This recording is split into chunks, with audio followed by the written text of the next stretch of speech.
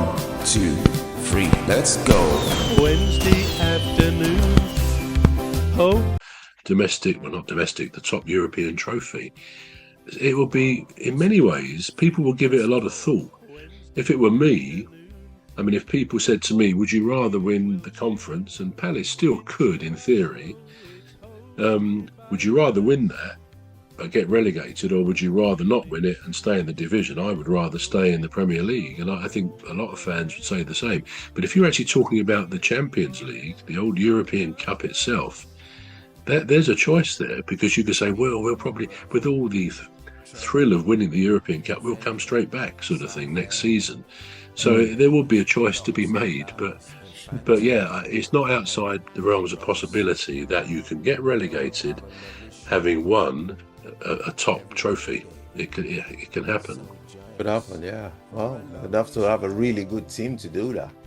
But you know, I wouldn't put anything past Tottenham. They beat Manchester United in the Europa final. Absolutely. Mind you, Manchester United Man United are a different team now under Michael Carrick, aren't they? Yeah, that's true. Now, so I'm just going to read this and from the same article in the Telegraph and just see what you make of it. It says Tudor is seen as an interim coach with no global commercial appeal, while the return of Mauricio Pochettino could boost the club's commercial appeal. Now, is there any speculation that Mauricio Pochettino would be back at Tottenham? Is that what? Well, I don't think so. I mean, because where is he now? He's moved, hasn't he? I think it's somewhere in France, one of the teams in France, and it's a popular team, but I can't remember what the name. Oh, sorry, the last time. Yeah. What are the chances? Go on. I was trying to think of someone, one of the top managers the other day, who I think is now manager of Brazil. Perhaps I'm confusing that. I don't think it was Pochettino, was it? He's not there. But this, whoever it was saying how much he loves the life of being the international manager in Brazil. But I don't think it's Pochettino. You would know if it was. But no. I think he would be a good fit for Tottenham to come back there. The fans want him. That's what it was when Thomas Franks was asked, what did you think when the crowd were, so many of them were sort of singing, we want Pochettino? And he said, well, I don't mind, and I felt he could have been a bit tougher for himself on that. But I think that Tottenham would like him back. And of course, whether Pochettino will go back, having been sacked there, I don't know. Maybe again, people move on a bit, don't they? And if do they want to retrace their steps? I don't know. Well, it will certainly boost their commercial value, according to this Telegraph. Now, this one says, since Lionel Messi joined Major League Soccer, Inter Miami's revenue has increased from $56 million to $200 million. Wow, that's incredible. Yeah, I know. It just shows you what a name can do to a club's value. Now, do you think because we talked about the same not issue, but the same sort of replicating that sort of thing for Ronaldo if he does return back to Europe. And I believe we did say, well, some clubs might, actually want to. Say hello to old Mimi, Dr. Gladys and Rose, three beautiful ladies who join us on our shows. There's one other bro, sometimes joins us on the show. And I believe we did say, well, some clubs might, actually want to take him on. But you did say it's unlikely to be one of the top fours. And we agreed on that. It was unlikely to be one of the top fours. What if Messi were to come to England? Do you think that would come to a Yeah, it would revolutionise a few things, even at his age. I'm not sure of his age. He's probably 31, 32, something like that. Maybe a bit older, actually. He might be 34, thereabouts. Yeah, I mean, he's still playing, and he's still got someone with his ability. You don't just lose that. And it's not as if he was a player, who was running all over the pitch. He's a luxury for any team, and he used to sort of literally stroll around. Even if people were in his team were running back to defend, he would still generally stroll around. And then when he gets the ball, he'll have a lightning burst of speed, and he'll beat three players. They'll all end up on the floor. He's got an incredible ability, so he can afford not to be, forever running everywhere. And that's the point. That is going to stand in his favour, like it does a goalkeeper.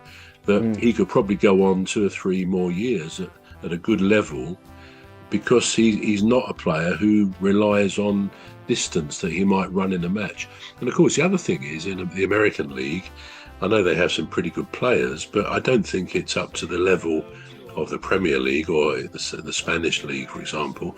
So I think he will have a bit more longevity playing over there. But yeah, it would be quite a prospect to come to the Premier League. I think, as we said once before, he's never given any impression that he wants to, which I've always found a bit disappointing, a bit surprising, because a lot of players do say, that the Premier League is very competitive. It's watched all around the world more than any other league. I'd like to play it just for a season or something. So I'm surprised Messi has never, to my knowledge, said something like that. But I don't know. I don't. Maybe he felt it was a bit too rough and tumble, because no one claims for it to be the technically best league in the world, which is not to say there aren't some very good technical players, but Messi might have thought, well, yeah, I get kicked up in the air enough, and if I went to the Premier League, it would be even worse.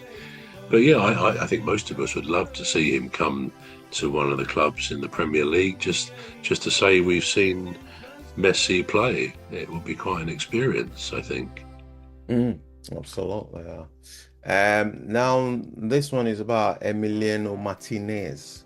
So it says Emiliano Martinez leads the Premier League goalkeepers this season in terms of save percentage with 77%. This is according to Football Insider. What do you make of that?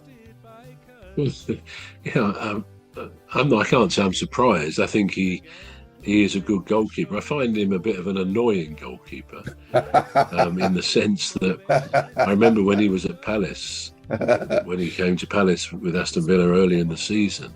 Yeah, he had a thing. I think he probably still does it, but when he gets the ball, he often just walks around with the ball, kind of tempting the opposition to come, and then he'll sort of sidestep, and he's then got 1 or 2 players out of the game from the opposition.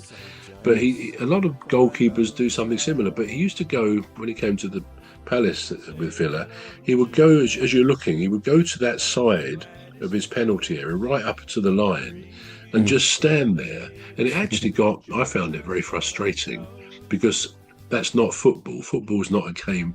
You see it more and more now. It's a different subject, but you see players and teams walking with the ball. It's like, the football for the over 55s or something. It's, because there is something like that, isn't there? Guys at that age, they're allowed to sort of walk around with the ball, which is not football at all, really. But yeah, a lot of teams do this walking now, and I don't think it's a good step in the right direction. But he would just come to the edge of the area, and he would just sort of stand there. And you see the centre forward or somebody from the opposition standing back 5 or 10 yards, and they wouldn't, and I don't blame them, they wouldn't run to try and get the ball, because he'll just make a bit of a fool of them by picking it up. He can pick it up and then kick it or throw it. And so that, I find him a bit annoying like that. It's frustrating, but equally I've seen goals go past him, which I was surprised he didn't save. I think he's what I would call a bit of an enigma, a bit of a mystery. And sometimes as he did at Palace, he'll play the first half, and then not come back out for the second, and that happened in a recent game as well. Anyway, this is all we've got time for in this segment. Join us as we switch over to the next segment. I've been Emmy Hikins, and he calls me Cos. And I'm Trevor Gear, and he calls me bro. So we'll see you on the flip side. See you on the second segment. See you in a minute.